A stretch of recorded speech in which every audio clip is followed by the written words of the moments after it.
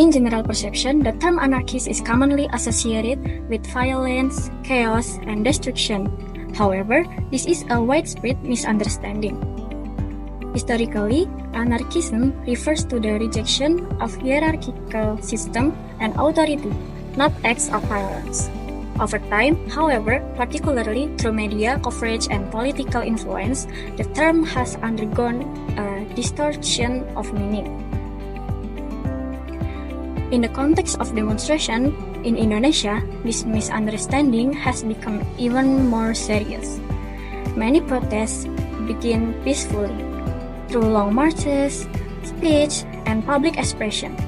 But when the government fails to respond or ignores the demands being voiced, frustration among the masses can grow and in some cases unrest may follow. Even so, labeling such events as anarchist is misleading as it overlooks the root causes and the message being conveyed. The media plays a crucial role in shaping how the public perceives demonstration. Often, the media focus more on scenes of unrest than on the issues being took for.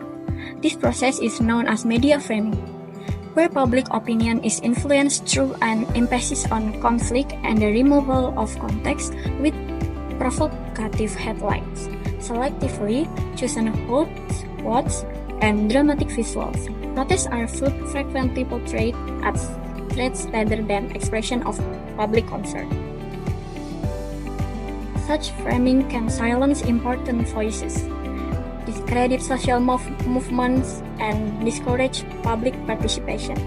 That's why it's important for us as a society to critically examine what we see and the media understand the deeper context of each protest and recognize that not all unrest happens without cause. Sometimes it's a last resort when dialogue is no longer hard. To learn more, watch the full interview and the following explanation closely. Oke, baik teman-teman semua, selamat sore. Kali ini saya Raditya Panji akan mewawancarai rekan saya di sini. Dengan siapa, Kak? Mikail. Oke, dengan Kak Mikail. Nah, Kak Mikail ini pengalaman di bidang apa sih, Kak? Kalau misalnya buat pergerakan gitu.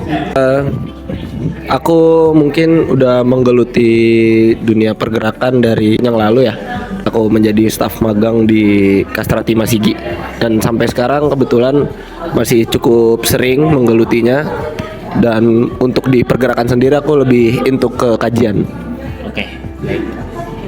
Jadi di kami kali ini udah lumayan berpengalaman ya di bidang ini. Jadi mungkin kami mau tanya aja sih kayak tentang framing media tentang demo anarkis ini. Nah, menurut kami Kail kan udah beberapa kali ikut demo nih. Menurut kami Kail nih kayak di demo ini apa sih yang bikin demo itu anarkis, Kak? Menurut Kak Mikail gitu. Faktor-faktor yang membuat demo itu jadi anarkis gitu. Pertama, ada hal yang kayaknya miskonsepsi ya aku ngerasanya. Dan ini wajar gitu terjadi di masyarakat umum gitu. Halayak umum ini wajar.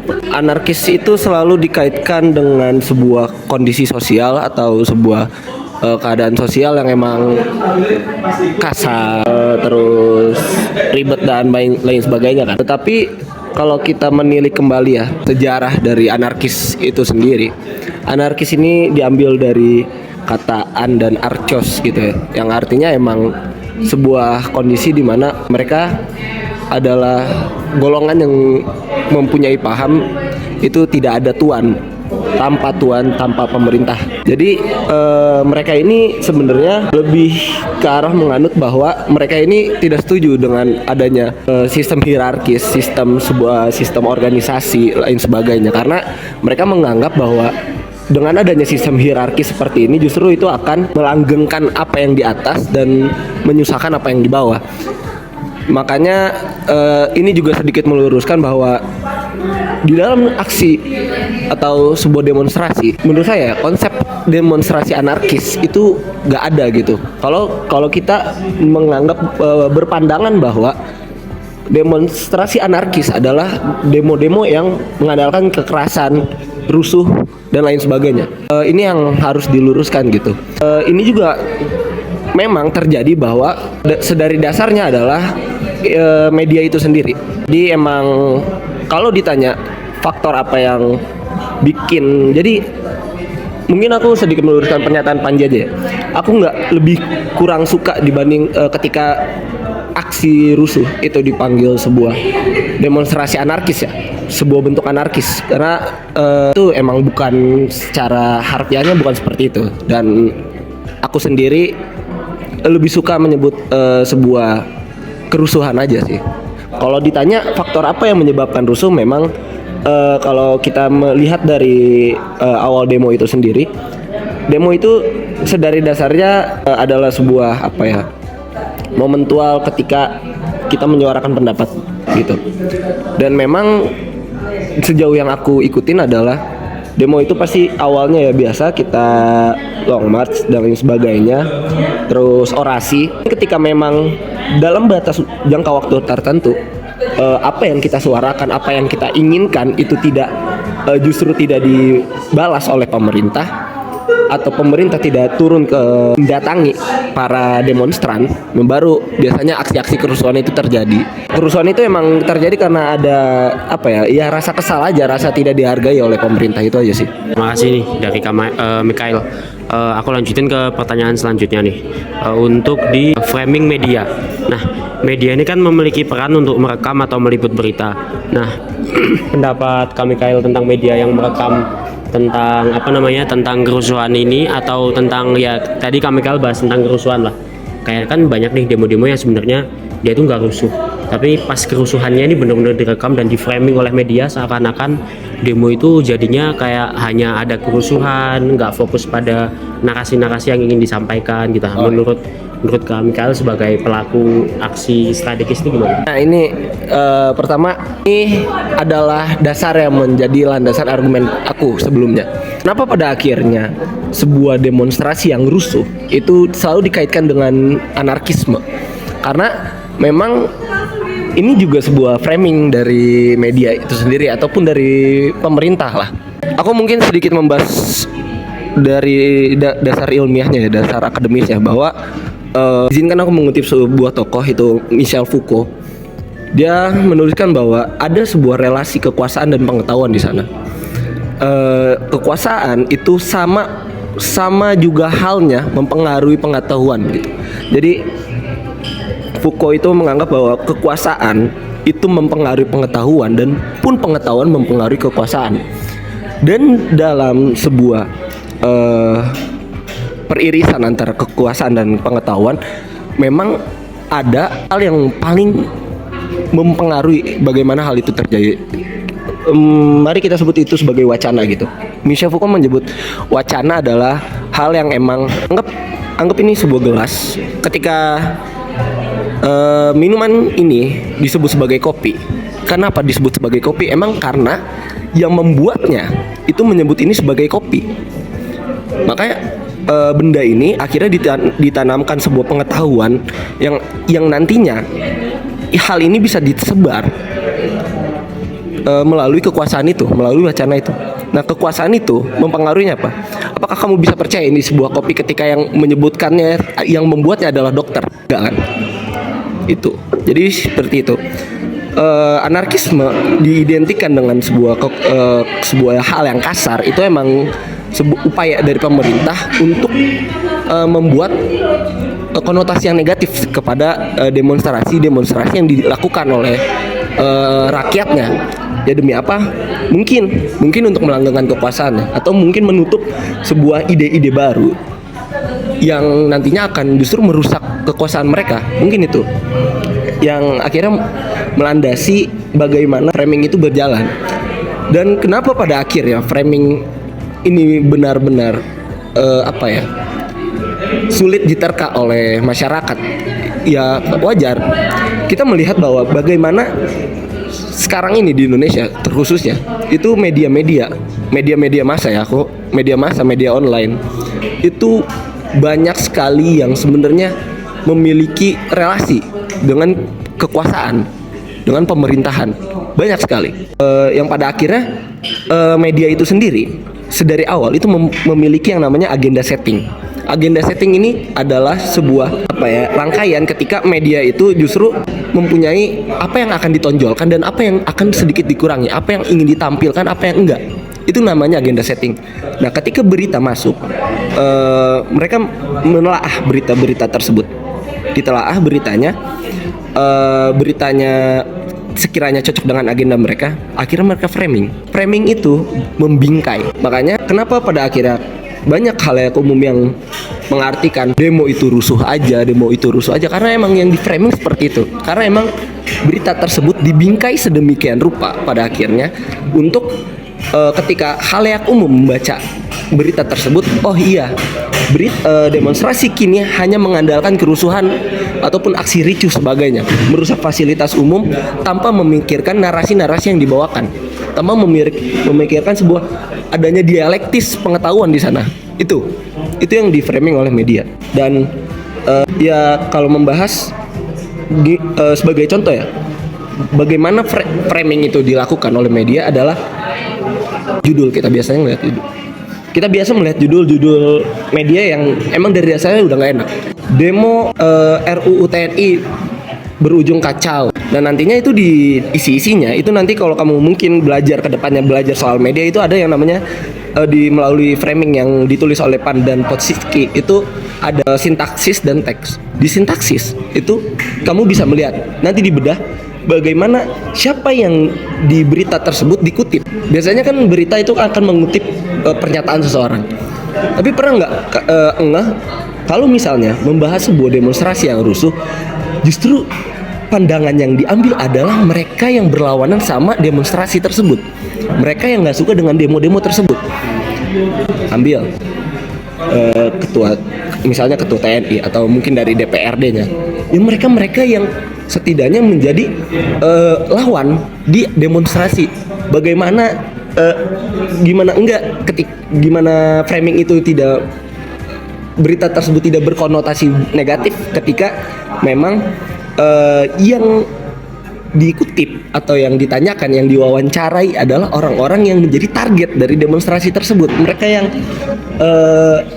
siapa yang suka ketika dia berkuasa, ada yang lawan, gak ada yang suka. Itu aja. Jadi terkaitan kenapa demonstrasi identik dengan sebuah kata anarkis, terus framing yang dilakukan oleh media yang pada akhirnya banyak khalayak umum yang mengartikan demonstrasi adalah hal yang negatif gitu, hal yang nggak pantas dilakukan. Mereka minta sebuah dialog. Kenapa mahasiswa nggak dialog aja? Kenapa nggak lakuin dialog aja? Jadi justru itu memang hal yang jadi miskonsepsi di khalayak umum gitu sih. Terima kasih atas jawabannya dari kami Kail. Kita akan bertemu di pertemuan selanjutnya. Terima kasih. Di sini saya ingin menanyakan beberapa pertanyaan, mungkin ini untuk menanyakan pendapat Farhan aja ya, bagaimana tentang demo anarkis dan framing media di Indonesia begitu. Mungkin pertama-tama bisa perkenalan diri terlebih dahulu. Ya, jadi perkenalkan semua, saya Muhammad Farhan Anwar, saya dari Sosiologi Angkatan 2024. Kita langsung aja pada pertanyaannya ya. Yang pertama itu, menurut pendapat Anda, apa definisi dari demonstrasi anarkis dan apa yang membedakannya dari jenis demonstrasi lain? Oke, terkait anarkisme dulu ya. Iya. Sebelumnya mungkin banyak orang-orang ini salah persepsi terkait anarkisme gitu teman-teman. Mungkin di stigma masyarakat terkait anarkisme itu sebuah hal yang uraan, rusuh, sebagai segala macam. Padahal sebenarnya jika kita lihat lagi dari definisi anarkis itu adalah suatu sistem di mana kita ini menolak segala bentuk otoriter, segala bentuk pemerintahan yang tidak diperlukan begitu teman-teman. Nah, jadi seperti apa pembedaan antara demonstrasi anarkisme dengan yang lain? Bahwa demonstrasi anarkisme ini benar-benar bersifat sangat menolak dengan segala sesuatu apapun yang dilakukan oleh pemerintah yang amat tidak diperlukan begitu. Kita lanjut ke pertanyaan selanjutnya. Yang kedua, apakah demonstrasi anarkis selalu identik dengan kekerasan? Kalau dari aku sendiri itu tidak selalu teman-teman. Jadi mungkin ya balik lagi tadi terkait stigma masyarakat bahwa anarkis itu berhubungan dengan hal yang kekerasan, terkait hal yang rusuh. Padahal nyatanya tidak seperti itu. Intinya anarkisme itu adalah sebuah hal penolakan. Jadi jika ditanyakan identik atau tidak menurut saya. Berarti itu murni sebagai penolakan dari masyarakat aja. Nah, ketiga, faktor apa yang menurut Anda menyebabkan sebuah demonstrasi berubah menjadi demonstrasi anarkis? Baik, awal pertama kali ini kan kita melakukan demo itu untuk menuntut suatu isu begitu. Iya. Nah, kenapa kok tiba-tiba bisa munculnya sebuah anarkisme ini apabila dari hasil demo tersebut tidak mencapai harapan kita yang inginkan gitu. Contoh semisal mungkin dari pihak pemerintah aparat itu tidak ada turun langsung atau mungkin mereka bahkan tidak merespon para demonstran sampai akhirnya demonstran pun melakukan hal yang anarkis. Tapi apakah anarkisnya itu dalam bentuk kekerasan? Sebenarnya jika kita melihat secara keseluruhan, tidak semua demonstran yang anarkis itu melakukan kerusakan atau bahkan kekerasan begitu. Karena pada nyatanya kekerasan ini seringkali ditimbulkan oleh aparat itu sendiri. Keempat, apakah Anda pernah melihat atau terlibat dalam demonstrasi anarkis? Jika ya, bagaimana situasinya berkembang? Karena kan selama ini Farhan sering mengikuti demonstrasi juga kan? Gitu. Oke, dariku sendiri jujur aku kebetulan pernah ada di posisi di mana demonstrasi ini sudah mulai masuk ke dalam ranah anarkis begitu teman-teman. Nah, di sini perkembangannya seperti apa? Biasanya anarkisme ini dipicu oleh ini teman-teman, kayak semacam ada pemancingnya di situ. Biasanya ada orang yang justru malah menjadi orang yang sengaja melakukan kerusuhan di sana, sampai akhirnya kerusuhan disitulah yang memaksa kita untuk melakukan hal-hal anarkis. Dan bahkan sebelum ada pemancing tadi, biasanya kita mulai resah dengan pemerintah yang tidak turun ke lapangan. Pertanyaan yang kelima, ini terkait dengan framing media ya. Media memiliki peran untuk merekam atau meliputi berita gitu. Nah, kira-kira apa pendapat Anda tentang peran media dalam masyarakat? Oke, seharusnya jika menggunakan peran yang sesuai dalam sosial ini, seharusnya media ini menjadikan sebuah alat untuk menyebarkan informasi yang tepat begitu. Tapi ya nyatanya framing yang sering kali muncul di masyarakat ini malah menyudutkan dari pihak demonstran itu sendiri. Berarti media itu tidak punya keberpihakan lah. Ya, seharusnya seperti itu. Keenam, apakah Anda berpikir bahwa terkadang media tidak netral dalam meliput berita? Wah, itu sering kali begitu, dan apalagi di Kota Malang sendiri ini ya. Bahkan terkait anarkis tadi, yang disorot oleh media ini malah bukan tuntutannya, tapi malah ke bagian kekerasannya begitu. Ketujuh, apakah menurut Anda media melakukan framing terhadap demonstran saat situasi menjadi anarkis? Betul, sering gitu. Ya, apalagi di Malang sendiri ya, beberapa kali aku mengikuti demo kemarin, aku melihat di Instagram ini malah media-media ini menyebarkan berita bahwa pendemo melakukan rusuh, pendemo melakukan kekerasan segala macamnya, tapi media tidak menyorot bagaimana perilaku aparat di sana. Many people wrongly believe that anarchist means violence or destructive, when it actually refers to rejecting unfair system of power. In Indonesia, protests usually begin peacefully, but when people are ignored by the government, frustration can lead to unrest. Calling this action anarchist is misleading and hides the real reason behind them. The media often makes things worse by focusing only on the chaos, not the message of the protest. This creates fear and misunderstanding among the public. To fix this, we need to take a few important steps. First, educate the public about the true meaning of terms like anarchism and the reason behind protests. Second, encourage the media to report fairly, showing both the events and the issue behind them. Third, support critical thinking, especially among young people, so they can question what they see and hear in the news. By doing these things, we can create a society that listens, understands, and works together for real change without jumping to the wrong conclusion.